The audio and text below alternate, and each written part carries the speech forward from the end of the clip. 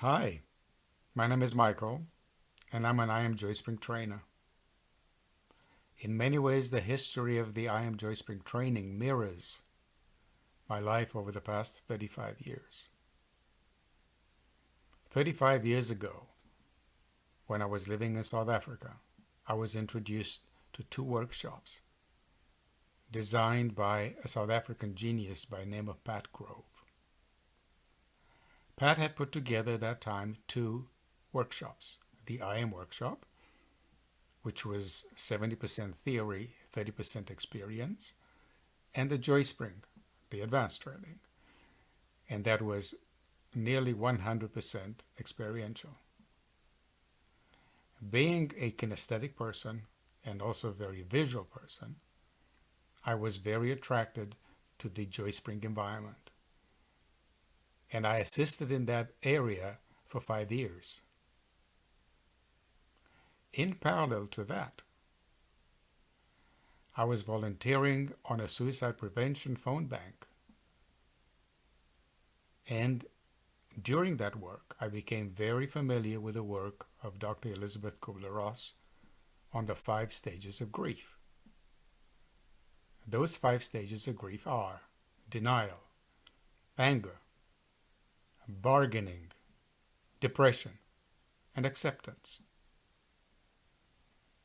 That methodology is extremely useful in the environment of facilitating change, but I didn't know that till later on when I moved to the United States.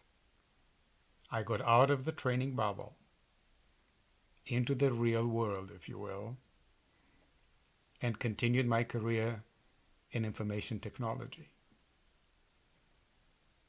Most of my career in information technology took place in business process reengineering. And business process reengineering in the corporate world has 2 elements.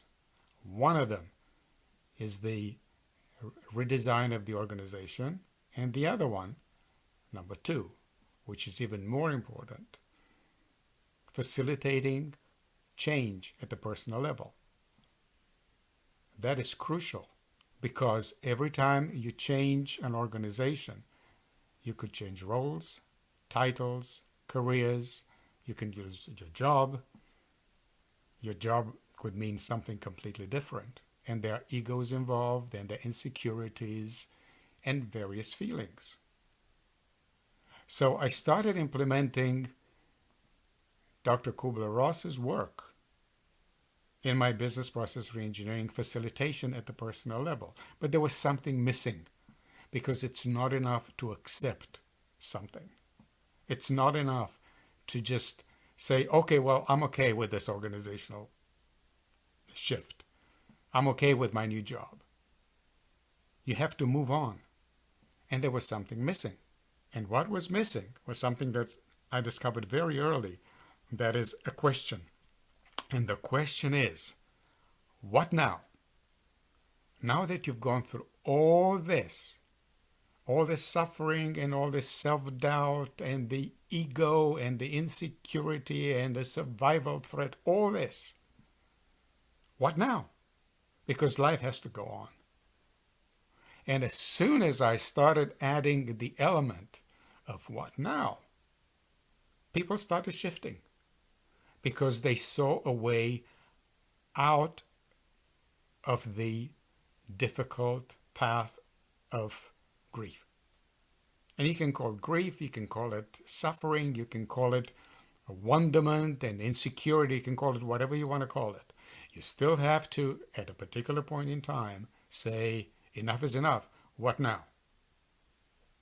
And my role as a facilitator for all these years had been to basically shift people from where they were, and that was under the threat of change, into the stage of saying, what now? And now I'm energetic, I see possibilities, and I can continue my life. And perhaps I'm really not my job. I'm really not my title. Maybe who I really am is an individual who's trying to lead a constructive life. I did this work for many years. 10 years ago, I got diagnosed with an incurable cancer. And if you don't know much about incurable cancers, there are two things that happen. First of all, your life is threatened, of course. And then you start wondering about what's going to happen to the people you love. And I'm married. This year would have been married for 25 years. At that time, we were married for 15 years. We have two daughters. At that time, they were 10 and 13. So my wife and I worked through the financial planning, just in case. But then I had to find a way to continue living and providing for my family. And my entire experience in affecting change management came handy. So I learned on a day-to-day basis to say, okay, I'm on chemotherapy.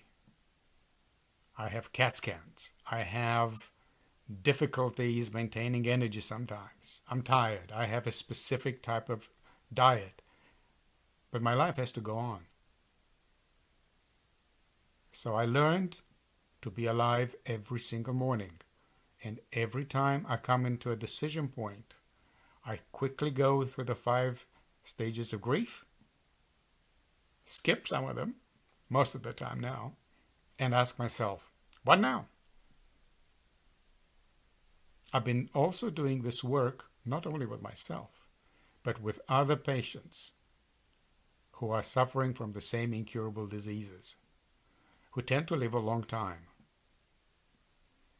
And through this, I have given my life a completely different purpose.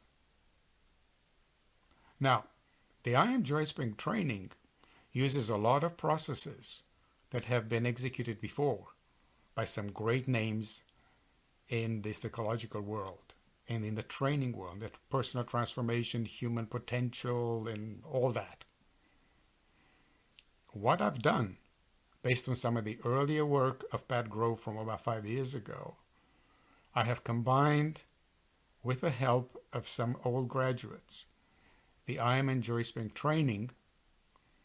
I wrapped the entire training around the 5 stages of grief, plus the what now, and I have included very significant anchoring exercises designed for the trainees, for the participants in the training, to take the training into their daily life and achieve breakthroughs anytime they want.